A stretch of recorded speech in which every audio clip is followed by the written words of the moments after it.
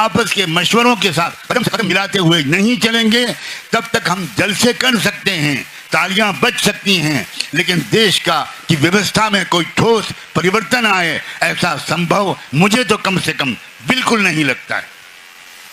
मुझे नहीं लगता कि आप इन बातों से सहमत हो कि नहीं हो। तालियां बजाओ, मुझे तालियों का शौक नहीं है, लेकिन मैं जानना चाहता हूं कि आप सहमत हो इन विचारों से कि नहीं। यह है विचारधारा जो मुझे यहां लाई है। मैं राजनीति का इंसान नहीं हूं, मैं समाज का छोटा सा सेवक हूं। मुझे भारत से प्यार है।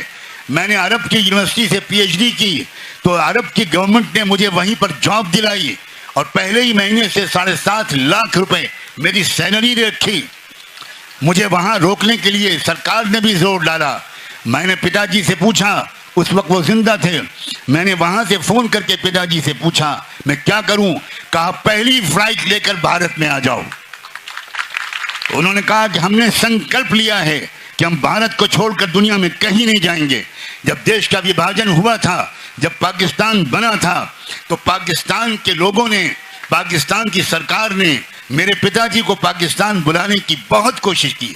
यहाँ तक कि उस वक्त के पाकिस्तान के प्राइम मिनिस्टर लियाकत अली खान ने हमारे भारत के प्राइम मिनिस्टर श्री जवाहरलाल नेहरू से कहा, मौलाना नोमानी की हमको ज़रूरत है, हमको यहाँ का संविधान बनाना है जिसमें इस्लामिक चीज़ें भी हों और जो सेकुलर भी हो, जो डेमोक्रेटिक भी हो। मेरे पिताजी इस्लामिक लॉ के दुनिया के सबसे बड़े स्कॉलर थे।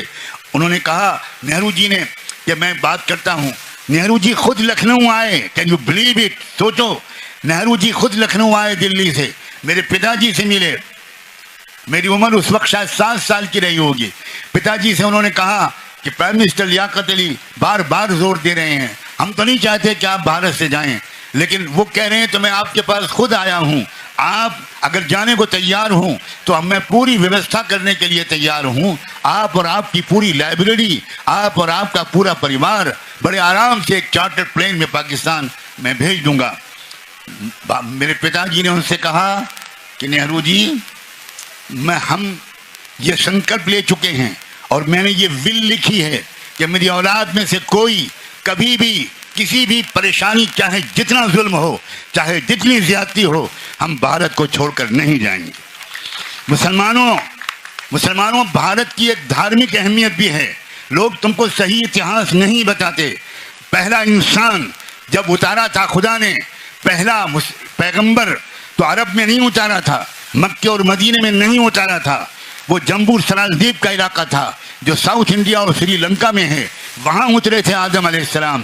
और आदम का नाम अरबी ज़बान का शब्द नहीं है, आदम संस्कृत ज़बान का शब्द है। आदि मानव, ये से था आदिम, वहाँ से बना आदम। तो इस्लाम भारत की सबसे पहले जो भारत में धर्म आया, एक ही धर्म दुनिया में सब लेकर आए, वो महात्मा गौतम बुद्धा हो, वो हज़रत ईसा हो, हज़रत मूसा हो। ये हो ही नहीं सकता कि जीने और मरने का पूरा संस्कार खुदा ने एक दे दिया, खाने पीने का तरीका एक दे दिया और हजारों धर्म दे दिए ताकि तुम हमेशा लड़ते रहो। ये स्वार्थी पंडितों ने असली धर्म का हुलिया बिगाड़ा है, इसलिए कि वो इस धर्म के नाम पर दलाली करना चाहते हैं। आप अगर सीधे संपर्क करोगे अपने मालिक से, तो बीच में वो एजेंट तो ख़त्म हो गया, उसकी आमदनी ख़त्म हो गई। और सबसे ज़बरदस्त आमदनी मंदिरों की है। उस आमदनी पर न इनकम टैक्स है न सेल टैक्स, बल्कि इनकम टैक्स कमिश्नर और सेल टैक्स कमिश्नर खुद आकर वहाँ माथा टेकते हैं। ये सब झूठ है, ये सब फ्रॉड है। नौजवानों, आगे बढ़ो, अध्ययन करो, स्टडी करो, दिमाग को रोशन करो, दिल को बड़ा करो, हृदय को बड़ा करो।